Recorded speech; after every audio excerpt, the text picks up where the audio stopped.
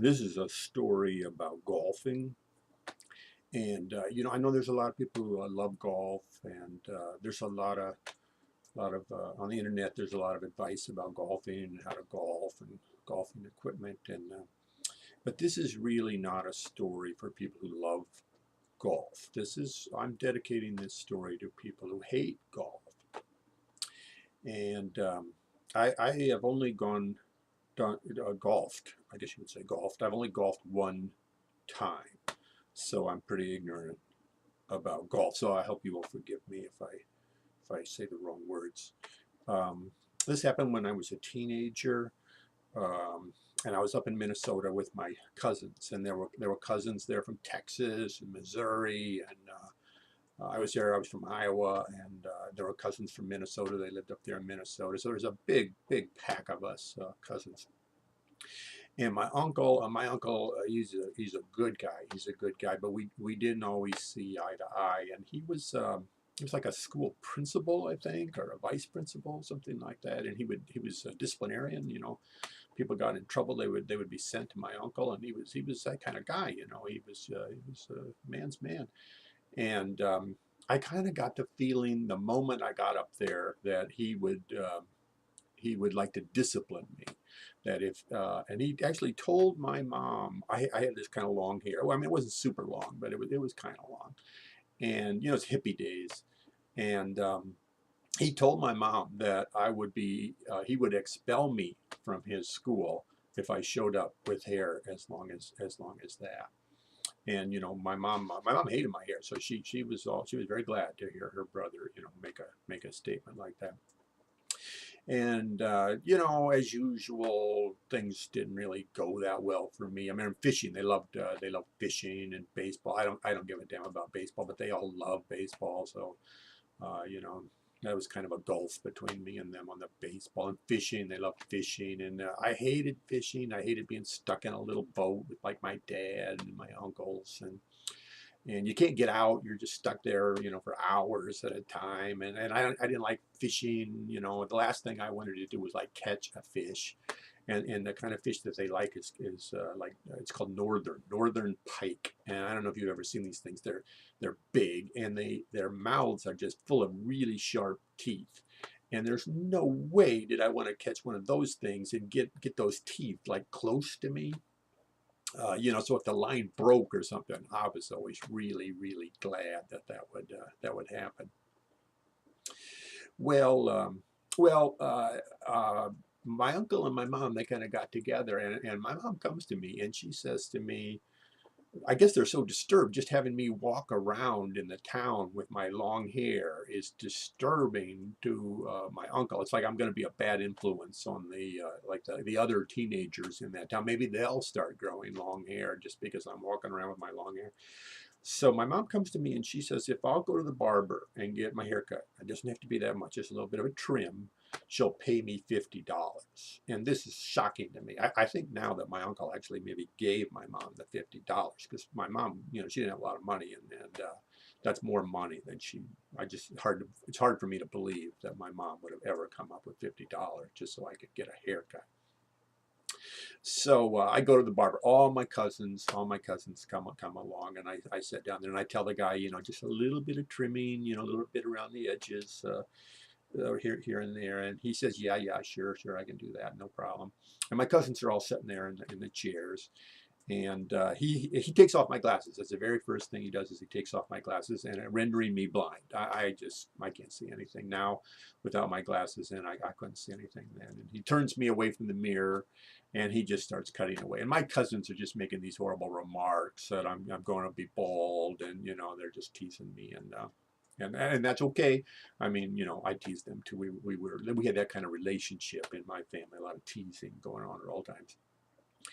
And finally, a guy spins me around and he puts my glasses and he says, "What do you think of that?" And I put my glasses on and I am shocked. I am shocked he has removed almost all my hair. I'm not bald or anything, but I really have fairly short hair now. And I am furious. I am just really upset. How dare he do this? I told him I just wanted a little bit off, and he doesn't seem to care. He doesn't matter. It doesn't matter to him. I refused to pay the guy. I just stomp out of there, and my cousins are all like, "This is wonderful. This is hilarious," as far as they're concerned. And I found out later my uncle had called the guy up. It's his favorite barber. He goes to that guy all the time, and told him, what he wanted for me to get a haircut. No matter what I said, he was supposed to give me a really serious haircut. Of course, my uncle went over there and paid the guy. Probably gave him an excellent tip.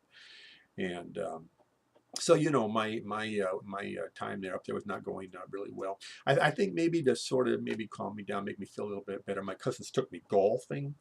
That was their idea. Maybe I'd be happier. And everything went wrong on this golfing trip. First of all, there's these I don't know, the little wooden things that they put the balls on. I think they're called tees, T-E-E. And you got this big club. I think they're called woods, and you smack the ball.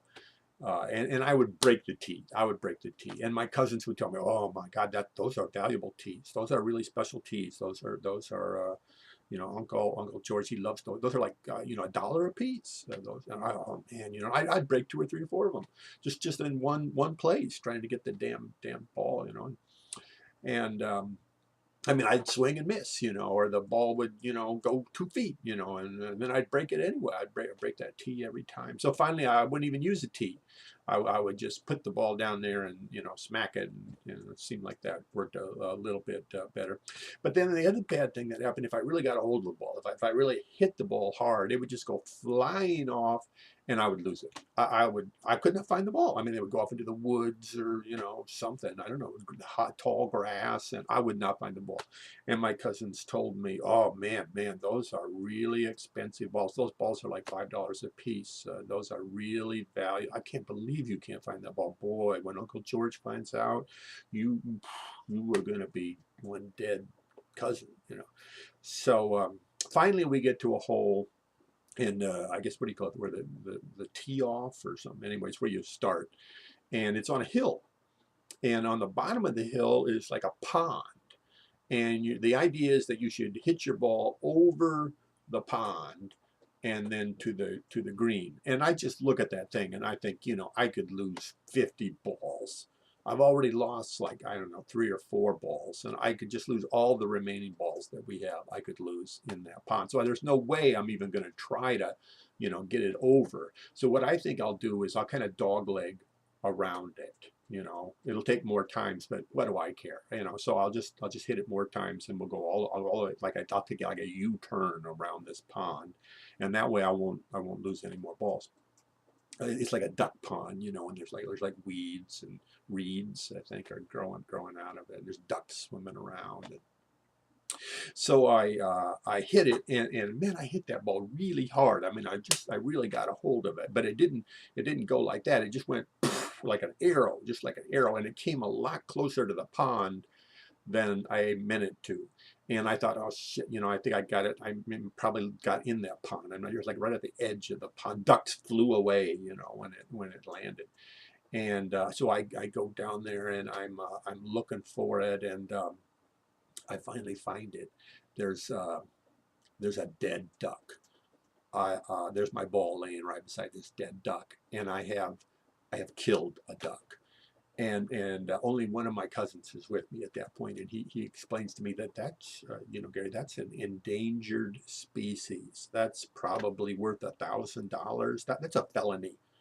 Um, you know, I'm afraid I'm going to go to prison. And so we hide the duck, and well, it turned out mallard ducks are not really an endangered species, and I didn't go to prison. But ever since, I have associated the game of golf with unintentional murder.